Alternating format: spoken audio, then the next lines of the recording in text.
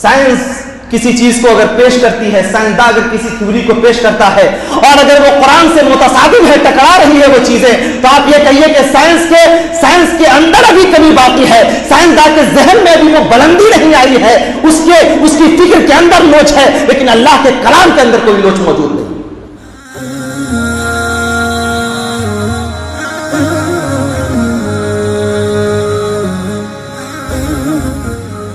نظریہ کو دیکھیں آپ، سائنسی نقطۂ نظر سے ایک بڑا کوئی سائنسداں یورپ کے اندر پیدا ہوتا ہے، ایک فلسفہ پیش کرتا ہے، ایک تھیوری پیش کرتا ہے، زندگی بھر نئی نئی چیزوں کو ایجاد کرتا ہے، جب وہ مر جاتا ہے دوسرا کوئی سائنسداں آتا ہے اور آنے کے بعد کہتا ہے کہ نہیں، اس آدمی نے جو چیز پیش کیا ہے دراصل اس کے اندر کمی رہ گئی ہے، وہ کوئی نئی تھیوری دے دیتا ہے، پہلے سائنسداں کی تھیوری بلیک لسٹ میں چلی جاتی ہے، پھر کوئی تیسرا آتا ہے، پھر وہ ریسرچ کرتا رہتا ہے اور اس کے اندر تبدیلی ہوتی رہتی ہے، کوئی بڑا فلسفر پیدا ہوتا ہے، انسان کے بارے میں کوئی رائے قائم کرتا ہے، دنیا کے بارے میں کوئی رائے قائم کرتا ہے اور وہ چیزیں بدلتی رہتی ہیں، تبدیل ہوتی رہتی ہیں، لیکن اللہ تبارک و تعالیٰ کا کلام، اللہ کا قانون، اللہ کی آیتیں کبھی بدلتی نہیں ہیں۔ آپ کو میں بتاؤں، اسی طریقے سے ایک چھوٹی سی مثال دیتا ہوں کہ اللہ تبارک و تعالیٰ کا قانون بدلتا ہی نہیں ہے۔ اللہ تبارک و تعالیٰ نے جن چیزوں کو بیان کر دیا، ایسا نہیں کہ 500 سال کے بعد وہ چیزیں بدل جاتی ہیں، بلکہ اللہ کے رسول کے زمانے میں قرآن حکیم کی جو آیتیں موجود تھی، جس طریقے سے اللہ کے رسول نے قرآن حکیم کو مرتب کروایا تھا، آج بھی قرآن حکیم اتنے سالوں کے بعد اسی شکل میں موجود ہے۔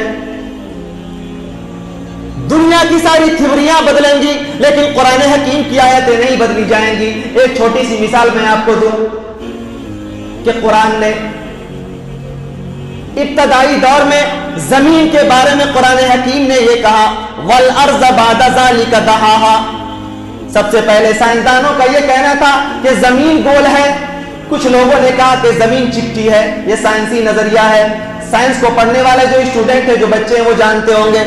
کہ سائنسدانوں نے اپنے اپنے طریقے سے اپنے اپنے عہد میں جب ریسرچ کیا تو لوگوں نے یہ بتایا، کبھی کہا کہ زمین چپٹی ہے، کبھی کہا کہ زمین گول ہے، کبھی کہا کہ زمین کے اندر نشیب و فراز ہے، الگ الگ تھیوریاں پیش کی گئی۔ لیکن اللہ تبارک و تعالیٰ نے بعد میں جا کر کے جب لوگ سائنسداں آئے، آج بھی سائنس اس نقطۂ نظر پہ قائم ہے، الگ الگ فلسفہ، الگ الگ نظریہ پیش کرنے کے باوجود بعد میں سائنس کیا کہتی ہے کہ یہ جو پوری زمین ہے یہ انڈے کی شکل کی ہے، انڈا کی جو پوری صورت ہوتی ہے اسی انداز کی یہ پوری زمین ہے۔ آپ کو سن کر کے حیرت ہوگی کہ اللہ تبارک و تعالیٰ نے قرآن کے ابتدائی دور میں جب اللہ تبارک و تعالیٰ نے قرآن حکیم کو نازل کیا، قرآن حکیم کے اندر آپ پڑھ جائیے، اللہ نے فرمایا وَالْأَرْضَ بَعْدَ ذَلِكَ دَحَاهَا۔ اللہ تبارک و تعالیٰ نے اس پوری دنیا کو بیضوی شکل کا بنایا ہے۔ اگر آپ عربی گرامر سے اگر واقف ہیں، عربی زبان کو جانتے ہیں، ڈکشنری اٹھاؤ اور دیکھو کہ دہا یدھو کا معنی کیا ہے۔ دہا کا مطلب ہوتا ہے بیضوی شکل، انڈے کی شکل کی یہ پوری کی پوری زمین اللہ تبارک و تعالیٰ نے تیار کر دی ہے۔ پتہ یہ چلا کہ جس بات کو قرآن حکیم نے آج سے 1500-1600 سال پہلے کہہ دیا، سائنس کا سفر دیر میں ضرور ہو لیکن سائنس کو یہ بات بعد میں سمجھ میں آئی کہ پوری دنیا انڈے کی شکل کی ہے۔ پتہ یہ چلا کہ اگر کسی بھی معاملے میں اسلام شریعت سے اگر سائنس کا اگر اختلاف پیدا ہو جائے، سائنس کچھ کہے شریعت کچھ کہے، تو آپ یہ سمجھ لینا کہ سائنس کو ابھی سفر کرنا باقی ہے، ریسرچ کرنا باقی ہے۔ سائنس کا بھی دماغ اتنی بلندی پہ نہیں پہنچا ہے کہ وہ یہ سمجھ سکے کہ قرآن حکیم نے جن تصورات کو پیش کیا وہ چیزیں کیا ہیں۔